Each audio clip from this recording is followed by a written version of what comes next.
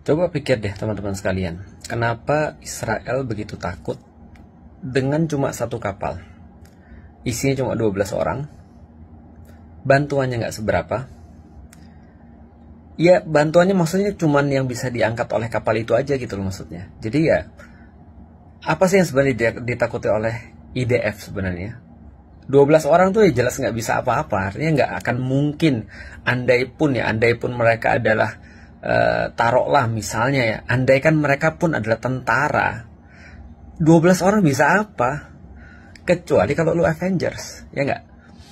Nah pertanyaannya nih, kalau bukan makanan yang dibawa, atau bukan apa yang di dalam kapal itu, atau kalau bukan orang-orangnya itu juga sendiri, jadi sebenarnya apa yang ditakuti oleh Israel nih? Apa yang ditakuti oleh penjajah yang paling besar sebenarnya? Yang dia takuti teman-teman sekalian, bukan senjata. Apalagi cuma 12 orang itu. Apalagi apa yang ada di dalam kapal itu, yang ternyata ya cuma apa? Popok, makanan, obat-obatan, dan segala macam bantuan kemanusiaan. Apa yang mereka takut? Yang mereka takut opini. Yang mereka takut kebenaran yang tersebar.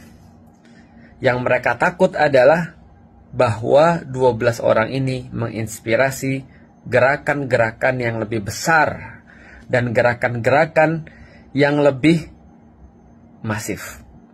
Gerakan-gerakan yang lebih terarah, gerakan-gerakan yang lebih terencana. Itu yang mereka takut. Artinya, yuk kita buat ketakutan mereka menjadi nyata. Sebarkan kebenaran, bikin perencanaan-perencanaan, ramein majelis-majelis ilmu, karena yang mereka paling takut bukan senjata. Karena senjata di tangan orang-orang yang nggak punya pengetahuan ataupun mereka nggak paham tentang mana yang benar dan mana yang salah, justru akan bantuin mereka. Kayak Amerika tuh misalnya, pemerintah Amerika ya, bukan orang-orangnya.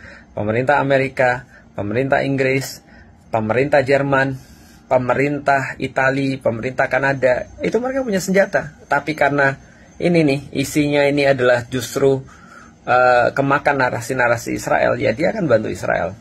Tapi kalau orang-orang yang tahu kebenaran, yang mereka paham tentang fakta yang terjadi, mereka yang tahu tentang referensi-referensi yang benar, maka itu yang paling menakutkan bagi Israel. Jadi 12 orang ini jenius banget.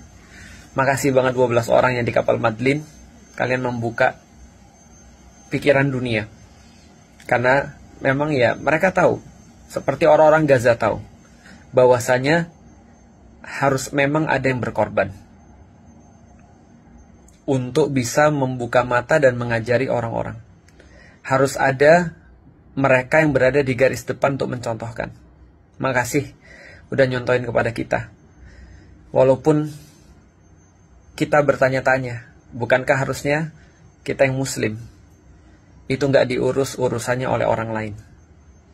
Harus ngurusin urusan kita sendiri, karena itu adalah justru kita yang paling bertanggung jawab atas saudara-saudara kita yang ada di Gaza. But after all, makasih banget, jazakumullah khair. Semoga Allah membalas semua yang ada di kapal itu dengan balasan-balasan yang terbaik. Dan buat teman-teman sekalian, ayo berhenti untuk diam. Pakai semua platform-platform teman-teman sekalian untuk nyampein sesuatu. Sekarang dunia lagi benar-benar perlu untuk menyuarakan narasi yang benar. Ingat, senjata terbesar daripada Israel, penjajah itu, adalah diamnya orang-orang mayoritas atau silent majority. Aku tahu, aku ngerti.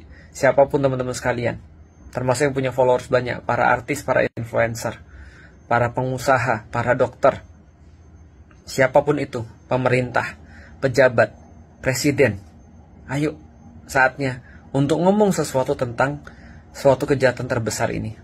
Masa kita harus diajarin anak-anak 22 tahun seperti Greta Thunberg itu? Luar biasa ya, 22 tahun ngajarin kita semua ya. Masa kita nggak mau lebih baik daripada dia? Ayo, ngobrolin sesuatu. Kita semua memang punya resiko, tapi resiko terbesar adalah kehilangan kemanusiaan. Resiko terbesar, kita merasa diri kita manusia, kita merasa bahwasanya kita bisa dialihkan. Kita merasa kita aman nggak ngomongin tentang masalah Palestina, tapi di saat yang sama, kita kehilangan hal yang paling berharga, di dalam diri kita, yaitu adalah kemanusiaan. Yuk, wujudkan ketakutan Israel, yaitu kebenaran tersebar.